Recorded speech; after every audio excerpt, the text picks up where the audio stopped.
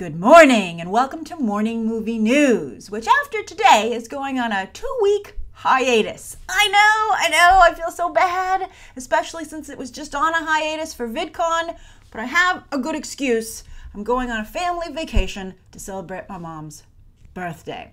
And also next week it'll be fine because it's the 4th of July and the entire country here in the United States goes on vacation, so nothing's going to happen anyway. In fact, I worked last 4th of July week and I was like, I'm never doing this again because I was the only one at the office. Nothing happened, and also pretty much nobody was online. But don't worry, videos will be going up on Beyond the Trailer every weekday. There will be a video every weekday. I'm in fact working through the holiday weekend before I leave on my trip, so that there will be videos, and there are some good ones coming your way, including spoiler reviews for Spider-Man Homecoming and War for the Planet of the Apes. And that's why there's no morning movie news on Monday and Tuesday. You might be like, what the hell, Grace? That's 2 days you could do. But that's because I'm going to be working on those videos. I'm also going to have my computer with me in case anything major happens. And then I will be back on July 15th, which is a Saturday in the early evening, and I will go right to the office from the airport so I can dive into D23 coverage. Thank goodness for time zones, because the panels of that day should just be hitting on the West Coast. Thank goodness. Woo! And of course, I'm not traveling during Comic-Con, which is the weekend after. Oh, it's going to be great. I can't wait.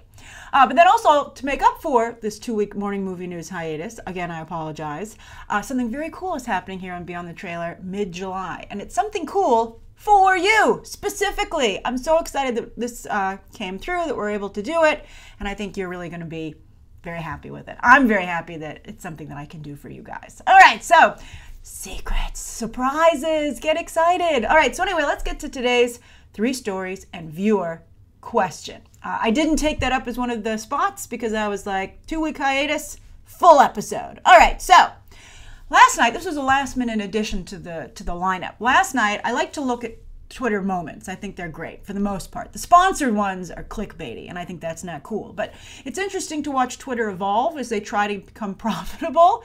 You know, they were like, everybody loves Twitter, but no one will pay for Twitter or to advertise on Twitter. It's a disaster because any company can, like, look at Wendy's and their fabulous Twitter account. That costs them nothing except they have to pay the person who's a really genius tweeter. But anyway, one of the moments last night was that they said, oh, they're making it rain in Vancouver for Deadpool 2. They're shooting. And I was like, oh, is he like putting bills out or something? Or is there something fun like that? No, it was traditional rain. But as you can see, everybody was enchanted with the rain machine that they brought in. But what I was excited about, and I thought they totally missed the headline. By the way, Vancouver is Ryan Reynolds' hometown. So that's nice that he brought the production home. And I'm sure he can visit his family and have them come on set. That's very nice.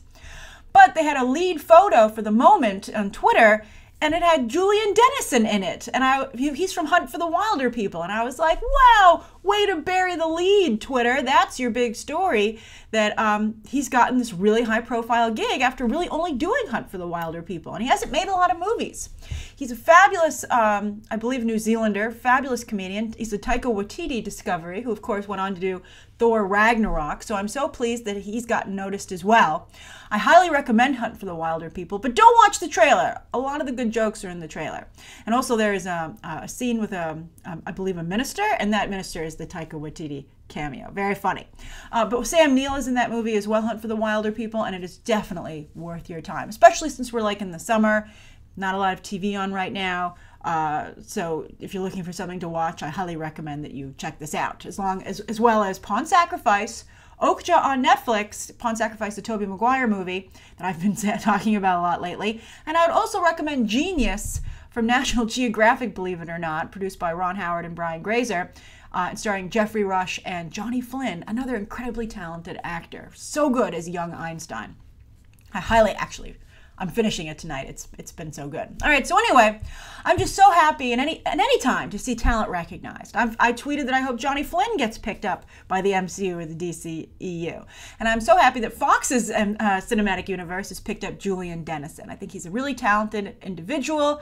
I think he's a unique individual, something I like when Hollywood thinks outside the box. And to me, Ryan Reynolds gets major points because he's a producer on the film and very much in creative control for picking this guy, or at least saying yes to him when someone else suggested him. So that makes me feel really good about the movie, in fact. So I'm excited. So what do you think? And also Drew Goddard worked on the script, so I hope Deadpool 2 works out.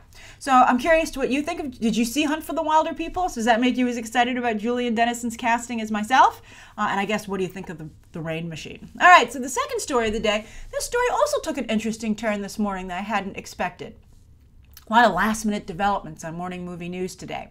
But New Mutants, Rosario Dawson dropped out of playing Dr. Cecilia Reyes for unspecified reasons. But my initial notes, I wrote, boy, New Mutants dodged a bullet there. Because, you don't want to watch the whole movie going, it's Claire from the Marvel Netflix shows. I mean, Claire is a nurse. Dr. Cecilia Reyes is a doctor. Very similar situation. I just feel it's just too close. I would never have done it in the first place. So I was like, you lucked out there, Josh Boone, who's, of course, writing and directing that film. But I was shocked this morning to see a couple of you upset that Alice Braga had been cast in the role and claiming it was whitewashing because she's white Latina. Because that's the term that was told to me. It's not my term. Boy, this has got to be a sticky situation real fast as a conversation, right? So the idea is that they've whitewashed the role, and I replied, I was like, but Alice Braga is a Brazilian actress, so I don't see how, and that is the definition of a Latina. Or a Latino, for a guy, someone of Latin American descent. And then someone an X-Men fan, came back and said, well, there's different types of Latinas or Latinos. There's, black Latino, white Latino, etc. And I just feel that this is a very slippery slope, just like with the recent Bruno Mars conversation when someone got upset when he was opening the BET Awards and said that Bruno Mars was not black. And it's like, I think Bruno Mars, it's like Barack Obama, former president, his fabulous quote when he says, because some people would say whether or not that he was black because he's of mixed race.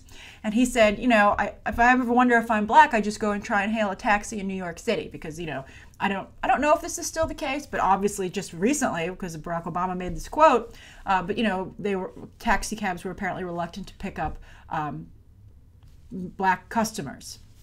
So I always thought that was a great quote, and I think that this divisiveness inside groups, is not, I think, constructive. And I think that Alice Braga, she might not be the biggest name they could have gotten, but I think that she would qualify as not whitewashing the role, especially if everyone's going to accept Daphne Keane as X-23 and as Mexican when she's actually Spanish-British. She's European. And also, I guess, of mixed heritage if you want to start splitting hairs like this. So why is it okay? And everyone loved her. And so why is it okay that she portrays a Mexican if you're going to get, but yet someone actually from Latin America now suddenly is whitewashing for a Latin American role?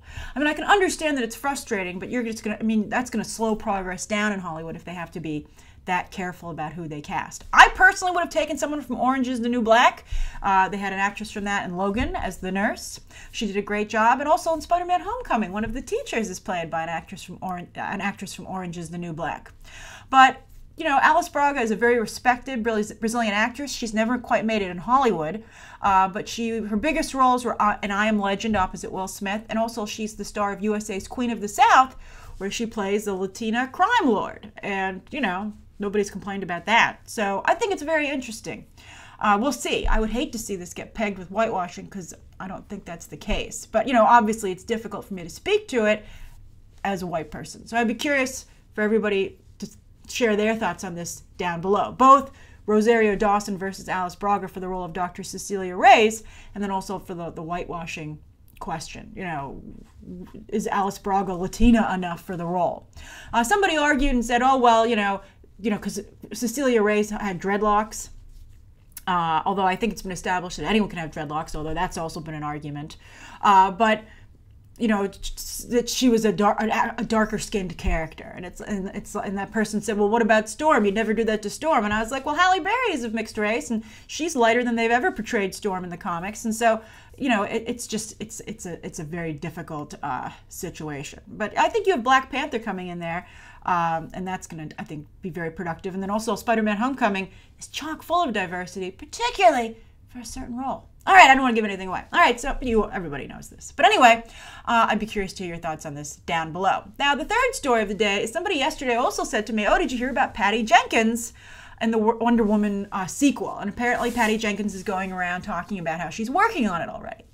I want to make it clear that Patty Jenkins does not have a deal for Wonder Woman 2, and the movie has not been greenlit. So that's great that she's working on it, and maybe they'll announce stuff at Comic-Con, right? But this is actually very clever of Patty Jenkins, because she's trying to make it a foregone conclusion that she's directing the sequel with fans, and also to get fans excited about her ideas for it. And that puts her in a very good negotiating position with Warner Brothers, saying it'll be such a blow to this film if you do not select me, because everyone's going to always wonder about the Patty Jenkins Wonder Woman sequel that could have been.